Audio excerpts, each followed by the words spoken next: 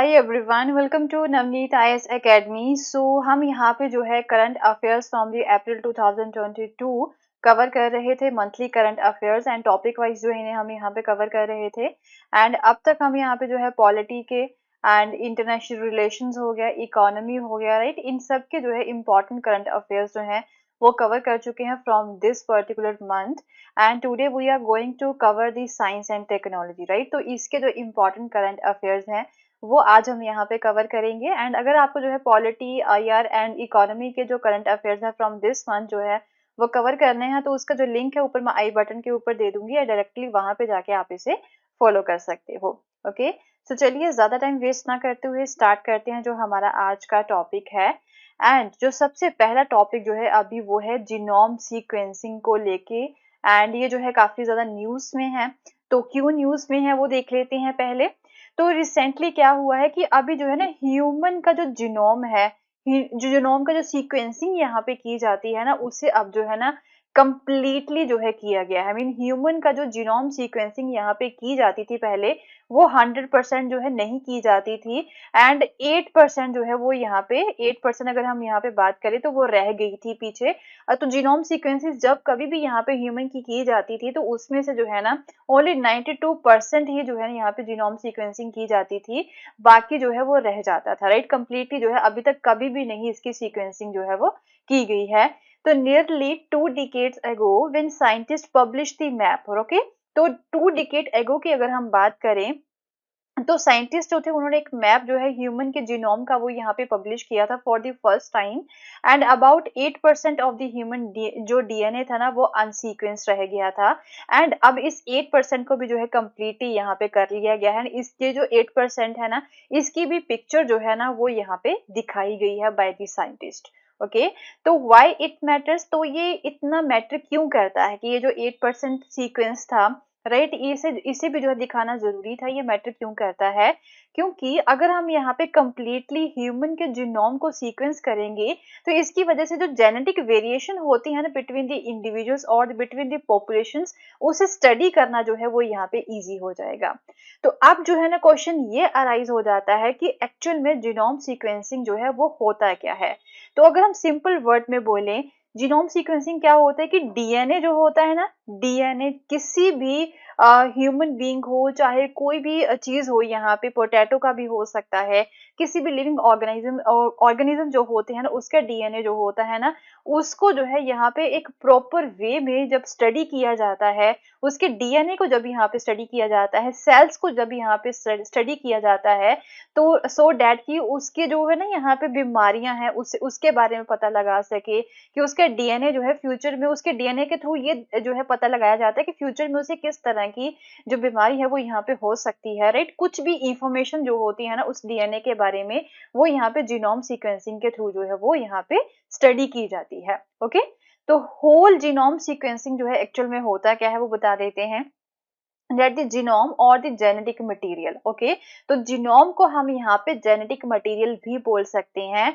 ये जो है किसका हो सकता है, जीनोम किसी ऑर्गेनिज्म का हो सकता है। ऑर्गेनिज्म कौन सा है, चाहे वो बैक्टीरिया हो, चाहे वो वायरस हो, पोटैटो हो, या फिर ह्यूमन हो। ओके, तो किसी का भी जो जेनेटिक मटेरियल होता है ना, ये जो है किससे बना होता है, it is made up of DNA. Okay, so the genetic material of an organism is made up of a DNA.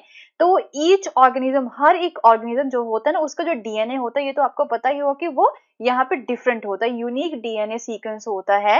And ये जो सीक्वेंस होता है ना वो यहाँ पे 4 कॉमन बेसिस होते हैं, ATCG। ओके, तो इनसे यहाँ पे बना होता है। मीन डीएनए जो होता है, डीएनए में जो है ना यहाँ पे कुछ 4 बेसिस होते हैं, एक होता है A, दूसरा T, C and G। Okay, तो इनके सीक्वेंस जो होते हैं ना यहाँ पे वो सभी ऑर्गेनिज्म में वो एक तरह से यूनिक होते हैं। आई मीन मेरा यहाँ पे अलग होगा, मेरे फैमिली मेंबर्स का जो है यहाँ पे डीएनए का सीक्वेंस जो है वो यहाँ पे अलग होगा। मीन इन बेसिस का जो सीक्वेंस है वो यहाँ पे अलग होगा। ओके, तो इसकी स्टडी यहाँ पे की जाती है।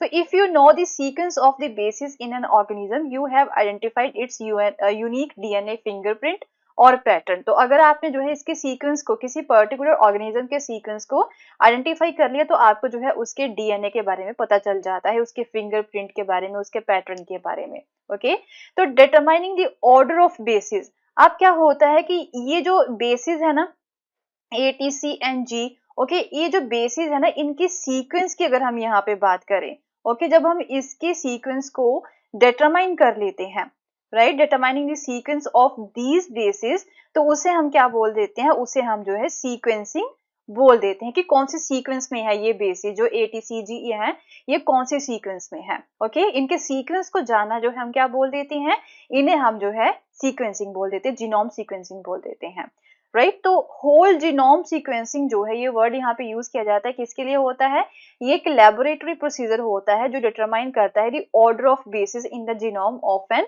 Organism in one process, right. I hope आपको जो है ये चीज समझ में आ गई होगी।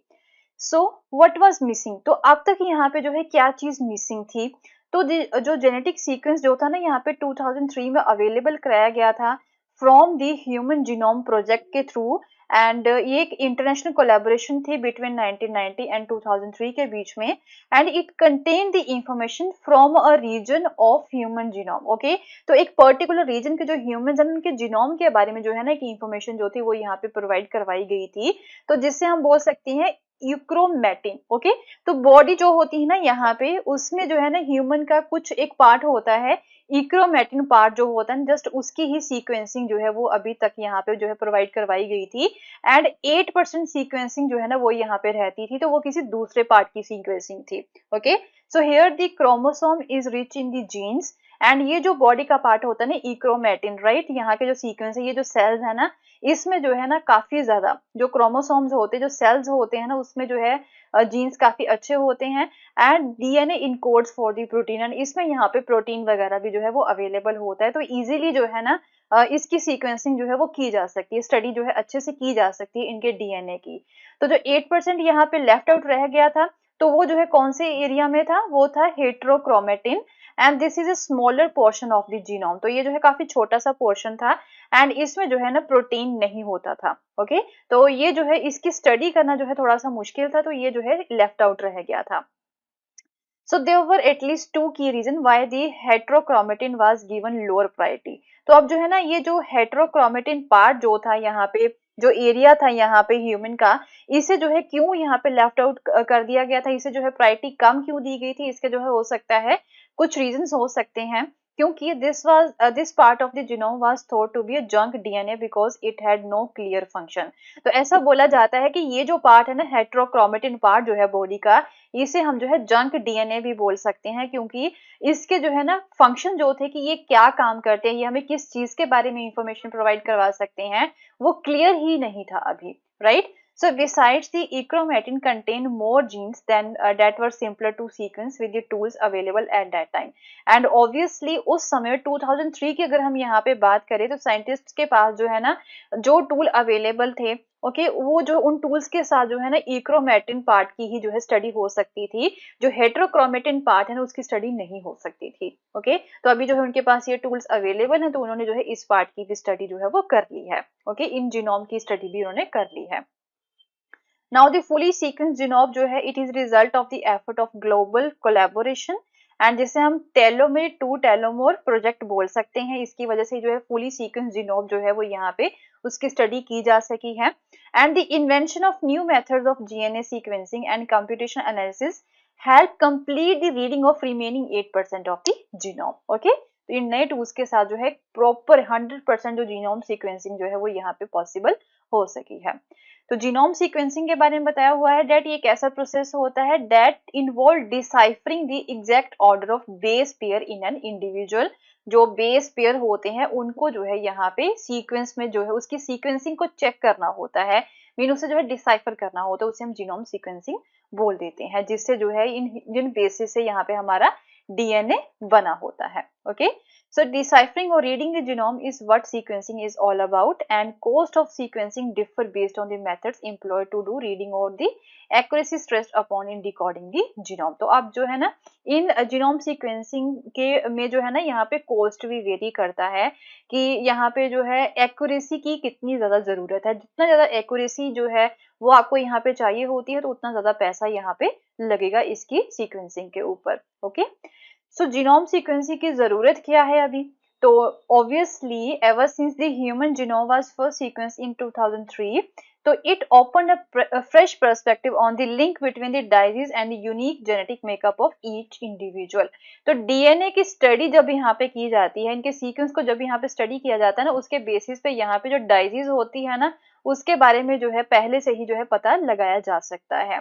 So nearly 10,000 diseases, including the cystic fibrosis, thalassaemia are known to be the result of single gene मेलफंक्शनिंग।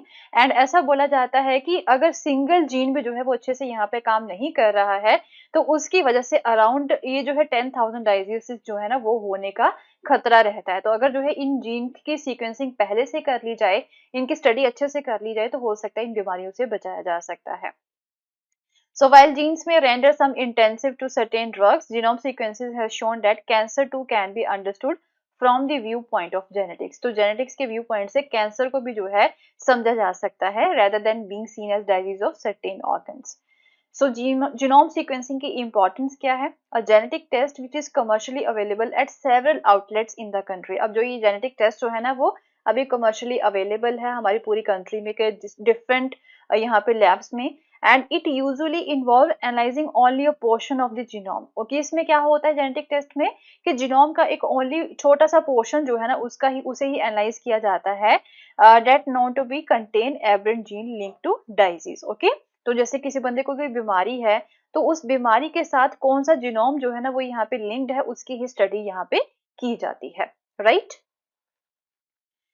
So it is important to ensure that India, with its unparalleled human diversity, is adequately represented in terms of the genomic data and develop indigenous capacity to generate, maintain, analyze and utilize and communicate large-scale genome data in a scalable manner. तो अभी जो है India में भी जो है ना यहाँ पे इंडिया को भी अब ये इंश्योर करना होगा कि क्योंकि हमारे इंडिया में ह्यूमन डाइवर्सिटी है, तो यहाँ पे डिफरेंट तरह के डीएनए सीक्वेंसिंग हो सकती है, यहाँ पे बीमारियां भी बहुत ज्यादा है, तो उस इसके ऊपर जो है ना काम उन्हें यहाँ पे करना होगा, right.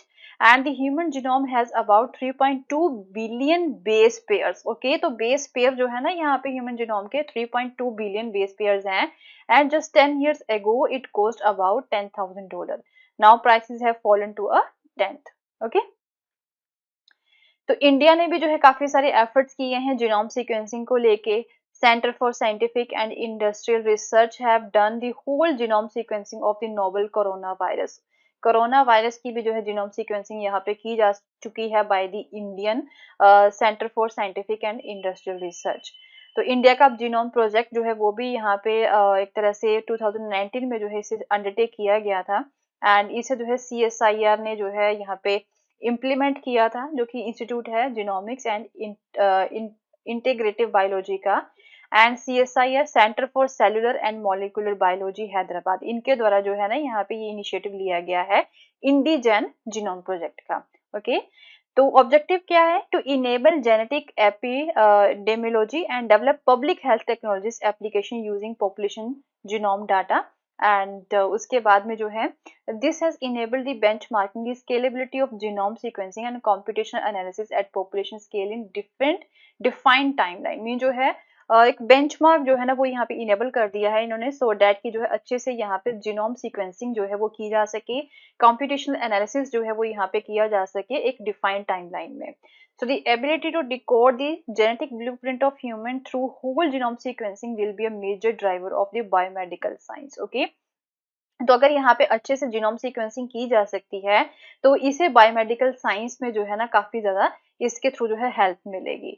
So indigen program aim to undertake whole genome sequencing of thousands of individuals representing diverse ethnic groups from the India. तो ये जो indigen program है ना, इसका एम ये भी है कि एक तरह से पूरा जीनोम सीक्वेंसिंग जो है ना हमारे 1000 ऑफ इंडिविजुअल्स का वो यहाँ पे करना है। एंड सो डैट कि हमारे इंडिया के जो मेडिकल जो एरिया है ना उसे यहाँ पे हेल्प मिल सके, एंड इन प्रॉब्लम्स को जो बीमारियां हैं हमारे इंडिया में उन्हें भी सॉल्व आउट किया जा सके। तो जीनोम इंडिया जो है the government of India has cleared a gene mapping project, जिसे हम जो है जीनोम इंडिया बोल सकते हैं, इसे रिसेंटली जो है क्लियर किया है। So to build a grid of Indian reference genome to understand fully the type and nature of disease and traits that compromise the diverse Indian population, so that की पूरा अच्छे से जो है ना जीनोम जो है रेफरेंस जीनोम जो है ना उसका एक ग्रिड जो है वो यहाँ पे बनाया जा सके, एंड सो डैट कि फुली जो है ना एक तरह से किस तरह की टाइप है, नेचर किस तरह की है इंडिया में डाइजीज की, उन्हें अच्छे से जो है समझा जा सके। Okay, so this is super headed by the, तो ये जो जीनोम इंडिया है इसे कौन जो है यहाँ पे सुपर हेड कर रहा है, तो the centre for brain research at Bengaluru based Indian Institute of Science as a nodal point of about 20 institutions. तो ये चीजें आपके लिए इंपॉर्टेंट है, जीनोम इंडिया को कौन हेड कर रहा है, इसका एम क्या है, ये चीजें आपको यहाँ पे याद रखनी है। सो नेक्स्ट है हमारे पास इंडियन एंटार्क्टिक बिल 2022। तो finally 40 years after India sign the Antarctic treaty, तो एक्चुअल में जो है ना इंडिया ने एक एंटार्क्टिक ट्रीटी जो है वो यहाँ पे साइन की थी दूसरी कंट्रीज के साथ मिलके, उसके उस ट्रीटी के 40 साल बाद इंडिया जो है वो बिल लेके आया है, Indian Antarctic bill. Okay, so the government has brought in the Indian Antarctic bill 2022। तो ये किसके लिए लेके आया है, to regulate and monitor the activities at its research centre. तो यहाँ पे इंडियन एंटार्क्टिक एरिया में जो है ना जो भी यहाँ पे एंटार्क्टिक एरिया में सॉरी जो भी रिसर्च सेंटर्स हैं, रिसर्च स्टेशन है इंडिया के, उन्हें अच्छे से रेगुलेट करने के लिए, उन्हें अच्छे से मॉनिटर करने के लिए यहाँ पे ये बिल लेके आए हैं। ओके, इंडियन एंटार्क्टिक बिल की फीचर्स क्या है इसके, तो इसमें जो है ना विजिट्स जो यहाँ पे होती हैं इन रिसर्च स्टेशन में, उन्हें रेगुलेट करना, जो भी एक्टिविटीज यहाँ पे एंटार्क्टिका में होती है उन्हें रेगुलेट करना, and as well as potential disputes that में arise among those present on the continent, and कुछ भी डिस्प्यूट यहाँ पे जो हो सकता है फ्यूचर में उसे यहाँ पे जो है एक तरह से रेगुलेट करना। मीन जो है ये रेगुलेशन बिल है, तो ऑब्वियसली ये रेगुलेट ही करेगा, चेक रखेगा कौन वहां पे जाता है, क्या क्या एक्टिविटीज वहां पे होती हैं। तो एप्लीकेबिलिटी क्या है, तो ये Indians, foreign citizens, corporations, firms and joint ventures हो गए जो कि इंडिया में काम कर रहे हैं, एंड एनी वेसल और एयरक्राफ्ट जो है जो कि दैट इज आइदर इंडियन और a part of Indian expedition, उन सभी के ऊपर जो है ये चेक रखेगा, उनके ऊपर जो है ये नजर रखेगा, उन्हें रेगुलेट करेगा। ओके, एंड इवन जो है पेनल्टी प्रोविजंस जो होते हैं ना वो भी यहाँ पे प्रिस्क्राइब किए गए हैं इस बिल में, अगर कोई बंदा जो है इन रूल्स एंड रेगुलेशन को वायलेट करता है तो। So it prohibits Indian expeditions to Antarctica or carrying of certain activities in Antarctica without a permit or a written authorization of another party to the protocol. तो यहाँ पे without permission कोई भी India का expedition जो है ना वो अंटार्कटिका में स्टडी करने के लिए नहीं जा सकता है, right. And it provide for inspection in India by an officer designated by the central government. तो एक यहाँ पे ऑफिसर जो है वो यहाँ पे एक तरह से लगाए जाएंगे सेंट्रल गवर्नमेंट के द्वारा, तो वो जो है इंस्पेक्शन करेंगे, तो वो होंगे as an inspector and to constitute an inspection team to carry out inspection in the Antarctica. तो ये जो सेंट्रल गवर्नमेंट के द्वारा ऑफिसर यहाँ पे लगाए जाएंगे वो सारी इंस्पेक्शन जो है वो यहाँ पे करेंगे, कहाँ पे, एंटार्क्टिका में। Okay, so it provide for the constitution of the fund to be called the Antarctic fund. तो यहाँ पे एक फंड जो है वो भी बनाया जाएगा जिसे एंटार्क्टिक फंड बोला जाएगा, एंड सो डैट की जो आगे रिसर्च वर्क होता है एंटार्क्टिक एरिया में, राइट, उसके ऊपर जो है ना उसमें उसकी वेलफेयर के लिए जो है इस फंड को यूज किया जा सके, राइट। तो अभी जो है ना इस लेजिस्लेशन की जरूरत क्या है, एक्चुअल में जो इंडिया है उसने एंटार्क्टिक जो ट्रीटी थी वो सिंस 1983 जो है वो साइन की थी, एंड इस ट्रीटी के थ्रू क्या था कि इंडिया जो है मीन जो भी यहाँ पे सिग्नेटरी होंगे ना इस ट्रीटी के, इस संधि के, इसमें ये बोला गया था 1983 में कि जो भी सिग्नेटरी होंगे यहाँ पे इस संधि के उन सभी को जो है ना रूल्स एंड रेगुलेशंस जो है ना वो यहाँ पे बनाने होंगे, जिनके भी यहाँ पे रिसर्च स्टेशन हैं, ओके, उन्हें यहाँ पे रेगुलेट करने के लिए, उन रिसर्च स्टेशंस को रेगुलेट करने के लिए, ओके, उन्हें जो है सेट ऑफ लॉज यहाँ पे बनाने होंगे। सो क्या था, नी treaty made it mandatory for the 54 signatory country. तो उस समय में यहाँ पे 54 सिग्नेटरी कंट्रीज जो थे उन्होंने यहाँ पे इसे साइन किया था, उन्हें जो उनके लिए मैंडेटरी किया था, कंपल्सरी किया था कि स्पेसिफाई करने होंगे लॉज जो कि यहाँ पे इस टेरिटरी को गवर्न करेंगे, on which there stations are located. तो इंडिया जो है वो भी सिग्नेटरी है इस ट्रीटी का। इवन कुछ और भी ट्रीटीज हैं जैसे कि convention on the conservation of Antarctic marine living resources, the commission for conservation of Antarctic marine living resources, and both of which enjoined India to help preserve the pristine nature of the continent. So also there is a growing concern over preserving the pristine Antarctic environment. तो यहाँ पे जो है ना वहाँ का जो environment है उसे preserve करने के ऊपर भी जो है ना अभी कंसर्न था बाकी कंट्रीज का भी, एंड ओशन को भी जो है यहाँ पे प्रिजर्व करने को लेके जो है थोड़ा सा कंसर्न था around the Antarctica from the exploitation of marine living resources, की आपकी एक्टिविटीज की वजह से या फिर आपके इंडियंस जो भी बंदे वहां पे आते हैं, जो भी वहां पे रिसर्च होती है उसकी वजह से यहाँ पे ओशियंस को कोई नुकसान नहीं होना चाहिए, या फिर जो मेराइन लिविंग रिसोर्सेज है उन्हें कोई नुकसान नहीं होना चाहिए। तो उसके लिए जो है ना यहाँ पे ये लॉ बनाने काफी ज्यादा इम्पोर्टेंट थे। तो प्रेशर था यहाँ पे, ऊपर से भी प्रेशर था, फिर डेट इज वाई जो है ये लेजिस्लेशन जो है वो यहाँ पे जरूरी था। Okay, so with this we have completed the science and tech important current affairs from the April 2022, and इसी के साथ हमारे जो important current affairs थे from the April 2022 topic wise जो है वो हमने यहाँ पे cover किए हैं। and so मिलते हैं फिर next month के जो current affairs में। okay, and अगर आपको मेरा कोर्स पसंद आया तो इसे शेयर करना ना भूलें। Thank you so much, have a nice day, bye bye.